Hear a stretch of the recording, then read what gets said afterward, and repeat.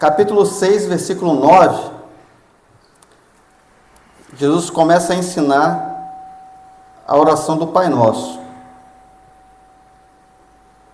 Diz assim: portanto, orem assim: Pai nosso que estás nos céus, santificado seja o teu nome.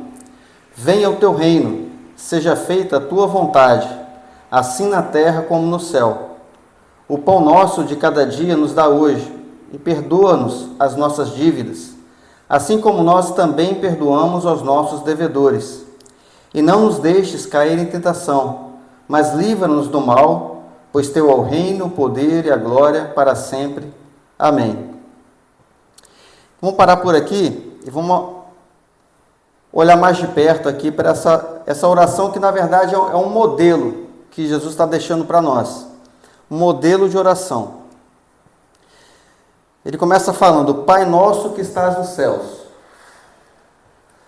A gente pode identificar, logo no começo da oração do Pai Nosso, a Trindade. Pai Nosso que estás no céu remete ao Pai. Venha o teu reino remete a Jesus, que é o nosso Rei. E seja feita a tua vontade aponta para o Espírito Santo, que é através do Espírito Santo que nós conseguimos fazer a vontade de Deus. Então a gente já vê a completude ali de Deus, né? Logo no início da oração do Pai Nosso. E ele começa falando: Pai nosso que estás nos céus. Jesus, ele chama a atenção para isso, né? Pai nosso que estás nos céus. Assim como a pastora Rita ministrou domingo passado, Jesus, ele trouxe para nós esse nome de Jesus, Abba, esse nome de Deus, Abba. Deus, ele, através do Antigo Testamento, a gente vê vários nomes, né? Deus sendo chamado de vários nomes: Jeová Rafá, Jeová Jirê, Jeová Nissi. Cada nome tem seu significado. E o nome Abba é algo surpreendente para o judeu, porque ele nunca tinha visto assim alguém chamar Deus de Pai. E nesse modelo de oração, que é uma oração para nós, Jesus convida, nos exorta a chamar a Deus de Pai, a ter essa ousadia, a gente entender a nossa condição de filho, a nossa paternidade, saber quem nós somos em Deus. Porque, irmãos, é diferente quando você ora, sabendo que você está orando, conversando com seu Pai. Isso já traz uma conotação diferente para a ação da oração. Já deixa de ser algo distante, já nos aproxima mais de Deus, que você está conversando com seu Pai. Isso potencializa a nossa fé, porque uma coisa é nós pedirmos algo para um Deus distante, outra coisa é você pedir algo para o seu Pai, né? Então, é algo que nos aproxima mais de Deus. E a oração é para isso, irmãos, é para nos aproximar mais de Deus. A oração é uma conversa de pai para filho, de filho para pai. É algo para a gente desfrutar como um momento ali, sabe, de intimidade com Ele. A oração não tem que ser algo mecânico, a oração não tem que ser algo enfadonho, tem que ser algo prazeroso para nós. Então Jesus já começa quebrando vários paradigmas aí, quando ele começa a oração assim: Pai nosso que estás no céu.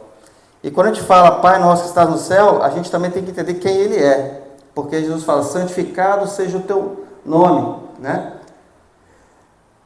A gente precisa entender também quem Deus é, né? Deus é santo. Ele é nosso Pai, mas Ele é santo. E Ele é todo-poderoso, Ele é misericordioso. Enfim, a oração é um momento que a gente pode também declarar os atributos de Deus. Porque quando a gente declara os atributos de Deus, que Ele é fiel, que Ele é galardoador, enfim, que Ele é misericordioso, que Ele é santo, isso tudo vai fortalecendo mais ainda a nossa fé no momento da oração. Porque a partir do momento que eu declaro que Ele é todo-poderoso, que Ele é o meu Deus provedor, primeiro que eu estou adorando a Ele, é um tempo de adoração também, um tempo de oração, né? E eu também estou me lembrando que o meu Pai, a quem eu estou orando, Ele tem todo o poder, né? Ele é todo poderoso. O meu Pai, Ele é fiel. O mundo, várias pessoas do mundo podem falhar comigo, mas Ele não vai falhar.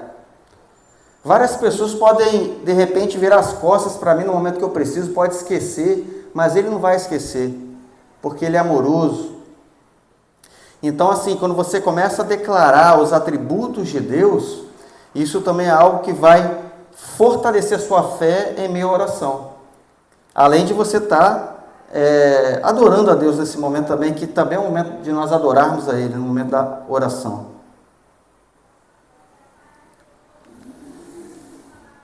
Venha o teu reino. Irmãos, existe um reino, e a gente precisa falar sobre isso. Talvez você pense assim, quando eu morrer, eu vou ganhar uma harpa, vou ficar deitado na nuvem, tocando. Não é bem assim, irmão. Você vai, participar de um reino com Jesus.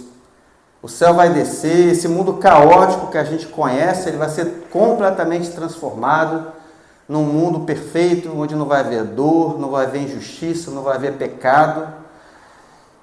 E nós temos, desde já, que perseguir esse reino, que batalhar por esse reino. E uma das formas de nós batalharmos pelo reino é nas nossas orações. Estava conversando hoje com a Carla, sobre as lutas, que a gente está passando, que muitos que a gente conhece está passando. E eu estava falando para ela, a gente quando chegar o grande dia, nós vamos chegar com a nossa armadura usada, gastada. E é assim que nós, como cristãos, devemos chegar. Nossa armadura não pode chegar limpinha, não, sabe? Tem que chegar com aquelas flechas fincadas e sabe, com um arranhado de batalha, porque a gente tem que batalhar, a gente tem que se esforçar, A salvação, a gente viu, a questão da salvação, a diferença de salvação e reino. A salvação é pela graça, mas o reino é a força. A gente precisa perseguir, a gente precisa batalhar. Nós somos convidados a sair do nosso lugar de conforto e batalhar pelas coisas do reino, investir no reino de diversas formas, com as nossas obras, financeiramente, mas também com as nossas orações. Por isso que no nosso modelo de oração que Jesus nos trouxe, fala do reino. Venha a nós o teu reino, seja feita a tua vontade, assim na terra como no céu. Porque se a vontade de Deus for estabelecida, esse mundo vai melhorar. Esse mundo está do jeito que está porque a vontade de Deus muitas vezes não é respeitada. As pessoas querem tomar decisão por si só. E aí quebra a cara lá na frente.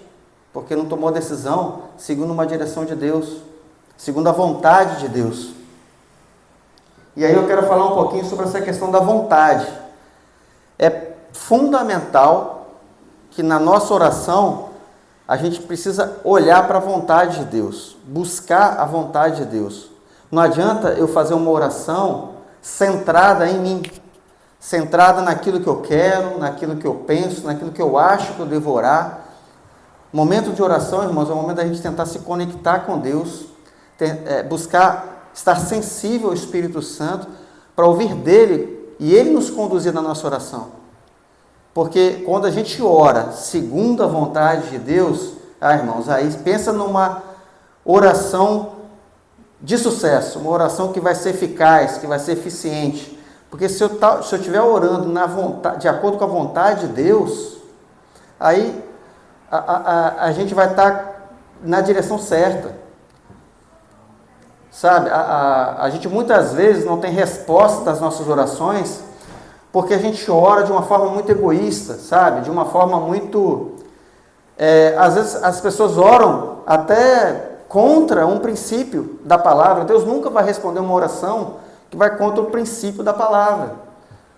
Sabe, aquelas orações que tem sabor de mel, você orando por vingança, sabe? Deus não vai estar nisso. Então, quando nós orarmos, a gente precisa conhecer qual é a vontade do Pai.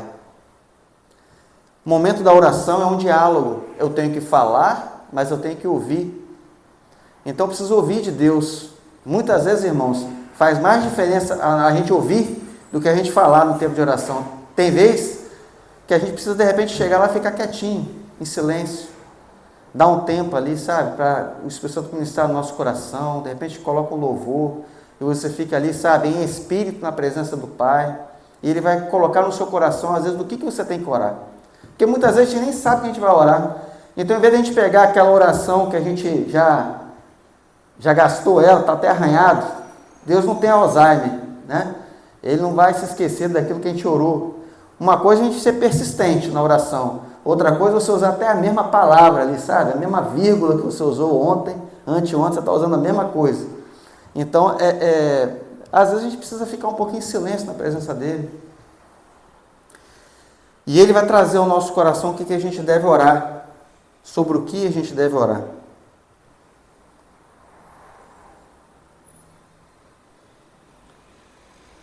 Há um outro ponto também que é importante, né? A gente saber usar as palavras, é preciso reverência, saber quem nós somos filhos, mas Ele é Pai, Ele é Rei, Ele é Senhor dos Senhores, Ele é soberano. Então, muito cuidado com a nossa oração para a gente não confundir Deus com o gênio da lâmpada. Chegar lá diante dele, ó, eu determino, eu exijo que o Senhor faça isso, porque eu fiz isso, como se Deus fosse obrigado a ouvir e nos atender, imediatamente. Como aquele filhinho mimado que chega diante do pai e que não aceita ouvir não, né? Muitas vezes, irmão, a gente se posta dessa forma, e a gente tem que tomar cuidado com isso, né? Porque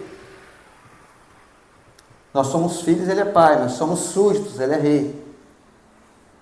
Ele vai fazer se Ele quiser, se Ele achar que está correto fazer aquilo e quando Ele quiser, né? Então a gente tem que estar preparado para ouvir um sim, ouvir um não, ouvir um espera, né? E sem ficar fazendo biquinho depois. O próprio Jesus, quando ele orou, né?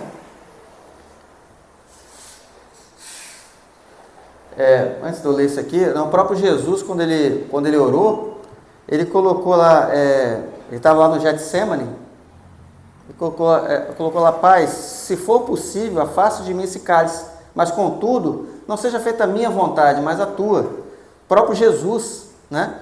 Porque ele estava na agonia da cruz, irmãos. Jesus ali a gente tem que entender, né, o lado humano. Jesus era 100% homem ali, sofrendo gotas de sangue, suando gotas de sangue, a agonia da cruz. Ele sabia exatamente por tudo que ele ia passar.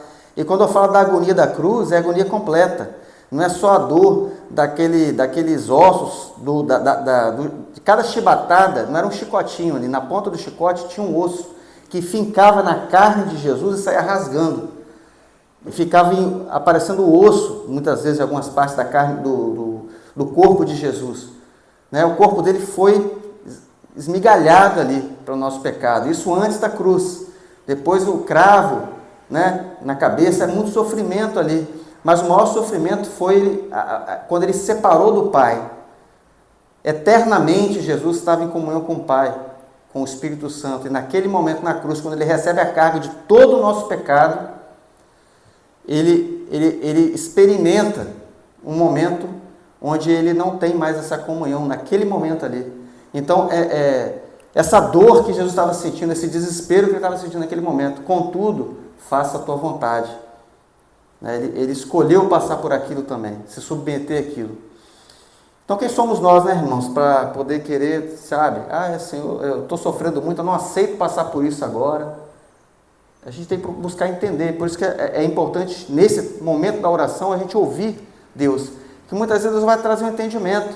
Você está passando por isso, mas é por causa disso, porque muitas vezes a gente está passando por uma situação e que a gente não sai dela, é por nossa culpa. Não é que Deus está demorando para agir, é que a gente está demorando para cair a ficha, para entender o que a gente tem que fazer para sair daquela situação. Porque muitas vezes uma situação ruim acontece com a gente para que haja um conserto, para que haja um ajuste de direção, que a gente estava indo para um lugar errado e precisa de ter uma correção para poder ir para o lugar certo. Pode ser isso. Entendeu? Então a gente precisa buscar ouvir o Senhor também, no nosso momento de devocional, ali de oração. Aqui em Isaías, capítulo 45, versículo 9. Ai daquele que discute com o seu Criador, sendo um simples caco entre outros cacos de barro. Será que o barro pergunta ao oleiro, o que você está fazendo? Ou diz, este seu vaso não tem alça? Então, assim, Não é a gente que vai dizer para Deus o que ele vai fazer, como ele vai fazer. Aliás, outro ponto, né? Às vezes a gente vai orar a Deus e vai pedir uma coisa, a gente quer chegar lá dando aquela ajudinha, né? A gente já manda a receita pronta. Deus, eu queria que acontecesse isso, e que para que acontecesse isso, que o Senhor fizesse isso, movesse esse ponto, e fosse dessa forma. Irmãos, vamos ouvir Deus. Ele sabe exatamente. Às vezes você está pedindo um Fusca, ele quer te dar uma Ferrari, e você está querendo limitar Deus no agir dele. Porque ele age, os pensamentos que ele tem a nosso respeito são muito mais altos do que os nossos. Nós somos muito limitados na nossa fé. Nossa fé é muito pequena, irmãos. Então a gente precisa ouvir, e ele vai fortalecer a nossa fé, ele vai abrir os nossos olhos, ele vai expandir o nosso pensamento. E muitas vezes a gente vai chegar na oração para pedir algo, pensando algo, e a gente vai sair da oração já com a mente renovada, transformada. Meu Deus, eu estava pensando uma coisa, olha só, Deus me deu uma outra direção aqui muito melhor. Então a gente não pode estar restrito a isso, limitado ao que a gente chega, já com o pensamento formatado, sabe? A gente não vai colocar Deus numa caixinha, mas normalmente ele sempre vai nos surpreender. 1 João 5,14. E esta é a confiança que temos para com Ele, que se pedirmos alguma coisa segundo a sua vontade, Ele nos ouve. Aquilo que a gente estava falando sobre a vontade, conhecer a vontade de Deus. Eu conhecendo a vontade de Deus, a minha oração vai ser mais eficaz. Eu vou ter mais sucesso, porque eu tenho menos risco de estar orando algo que não está de acordo com a vontade dele, que ele não vai atender.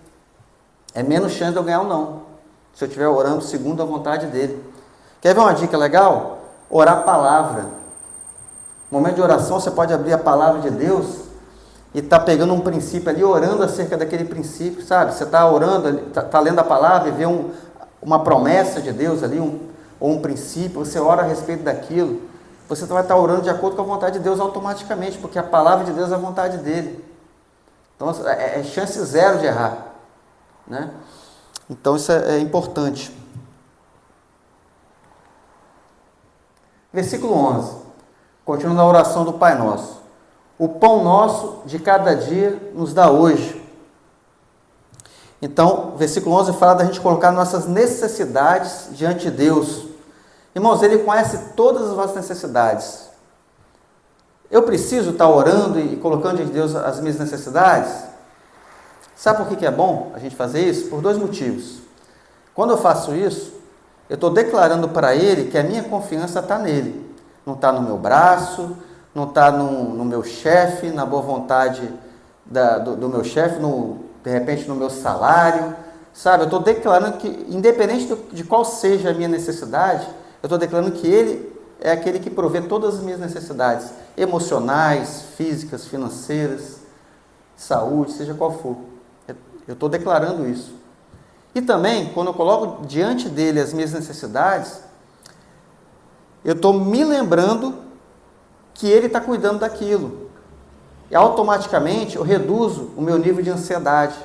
Isso é científico, irmãos. Quem ora sofre menos de ansiedade.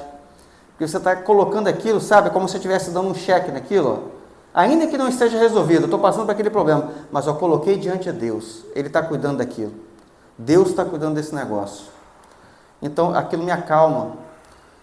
Sabe, é para me lembrar que Deus está cuidando daquilo. E aí eu vou descansar nele.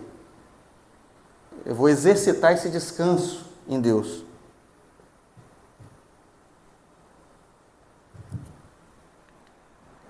Versículo 12. E perdoa-nos as nossas dívidas, assim como nós também perdoamos aos nossos devedores. Observe, irmãos, nada é coincidência aqui, tá? Jesus, ele coloca o pedido do perdão logo após o pedido do pão. Sabe por quê, irmãos? Assim como o pão é vital para o nosso corpo, a gente precisa de comer para viver, nós precisamos para a nossa alma, é vital para a nossa alma, para a nossa saúde espiritual, o perdão.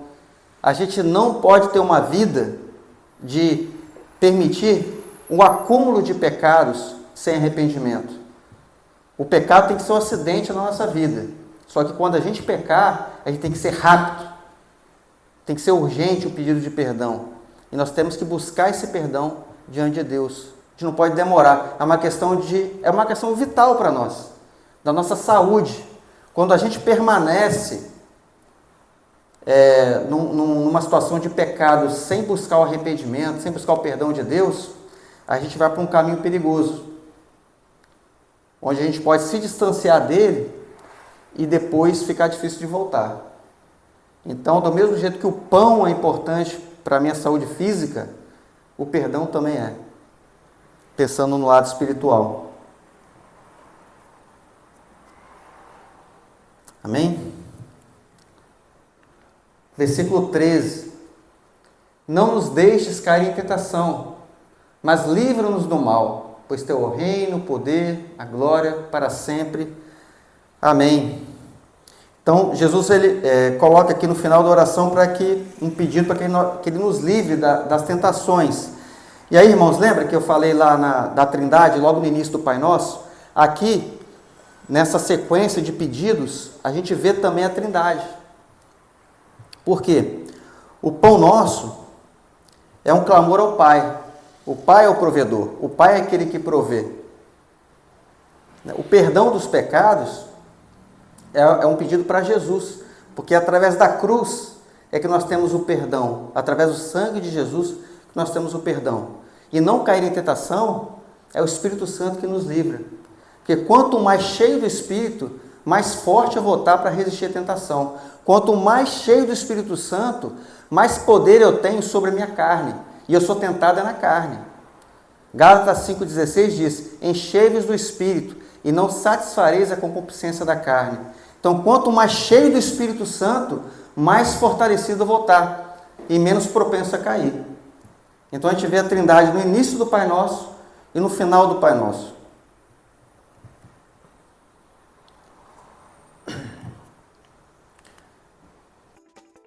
Obrigado por assistir até aqui. Deixe o seu like, que isso ajuda bastante o canal.